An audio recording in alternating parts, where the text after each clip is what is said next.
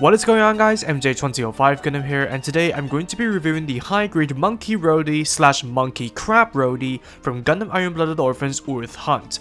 Originally operated under Kimball's branch of the Dawn Horizon Corps, it continued to see use in the Hunt after 598 was freed, before being upgraded to the Monkey Crab Rodi by the Rako pirates along the way. Upon opening the box, you'd be greeted to 6 runners and a moderate sticker sheet. Build-wise, it's quite clear from the runners and design that this is somewhat based on the high-grade Man Rodi's construction with a couple of tweaks, so the build is still very simple compared to a typical high-grade. But with 3 runners of new parts, the changes made to reproduce the Monkey Rodi parts do bring a degree of freshness to the build, so the repeated steps won't feel that tedious to go through. Although being based on the Man Rodi, the gate placement on some of the parts are quite equally simplistic and primitive, so it would be worth investing extra time and care into cutting and cleanup, especially on the grey pieces. Otherwise, it's easily one of the most beginner-friendly kits out there. Once put together, the finished product is rather weird.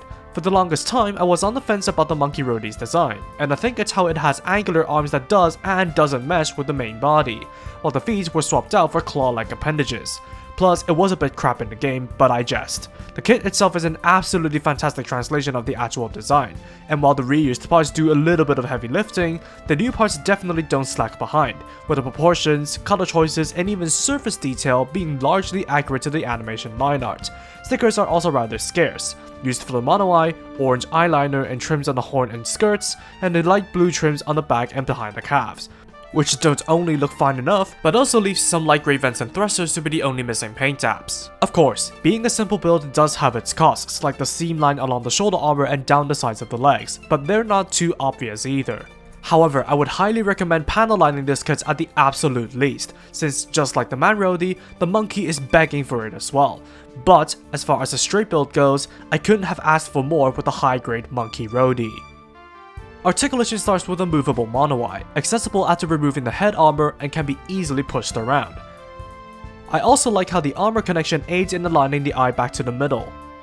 The arms can swing out and roll and rotate on a ball joint, while the shoulder armor and arm can each raise up. There's a bicep swivel, double jointed elbows, and ball jointed wrists. The torso was upgraded from a simple tilt to a ball-jointed crunch, further supplemented by the waist roll. Meanwhile, the waist itself can rotate all the way. Front and side skirts can move, while the legs can perform great kicks towards all directions. There's a thigh swivel, double-jointed knee, ball-jointed feet, with opening appendages, and a heel bend, and ball-jointed boosters in the feet and back plate. Articulation for the Monkey Rodi is great for its shape. While the feet are a wee bit weird to get used to and adjust, all the joints are smooth to pose and solid to handle. I also very much appreciate the upgraded torso as well, though the solidity of the side skirts depends on your luck with polycaps. Accessories are rather basic, starting with a pair of holding hands and a new open hand with a peg. The last of which is for holding onto a grenade that can be extracted from the side skirts, with it pegging into the palm for secure use. Handheld weapons are basic but unique, consisting of the 100mm submachine gun and the crowbar. Both weapons can be sandwiched into the holding hands for use, though the octagonal crowbar handle may be a bit tricky to set up, which is why I usually prefer to store it on the back skirt mount. For defense, the shield with the blue trim sticker and ball jointed mount can be pegged into the forearm for the unit's defense, as if its armor based on the Man Rodi isn't thick enough already. Finally, there's a set of alternate forearms for replacing the original manipulators with the claws, by simply swapping the forearms like the Darabalde, upgrading the Monkey Rodi into the Monkey Crab Rodi. Honestly, I think I do prefer this look to the normal Monkey Rodi, since besides having far more orange, the larger arms and claws complement the claw-like feet, leading further into the non-humanoid look that the Monkey Rodi was already trying to achieve, with the extra blue stickers giving a nice subtle accent. And besides the elbow bends being left relatively the same, the shields are on ball joints, while the claws themselves can rotate and open up with individual appendages for expression and use of the guns in the palms. There's not much to it besides that, but I think it's a charming reference to the Zagok that isn't a straight ripoff. Leftovers mostly consist of the old Man Rodi frame and armor parts, as well as an extra hammer chopper and shield connector. While the weapon parts are useful for customization, the rest don't really have much use on the surface.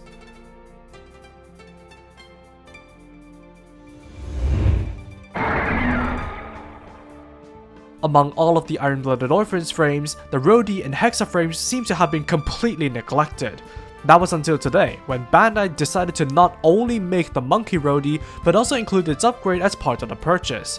However, a comprehensive content count doesn't define a kit, but I'm glad to say that the inherent merits of the high-grade Monkey Rodi are fantastic. The looks are spot on, articulation is smooth to handle, the structural upgrades are highly welcomed, and like I said, the content count is comprehensive. All of this is the result of a build that rivals entry grade difficulty. And on top of all that, it's quite a charming kit. Granted, there are a few spots that are slightly questionable, but none of those overshadow what positives this monkey brings to the table.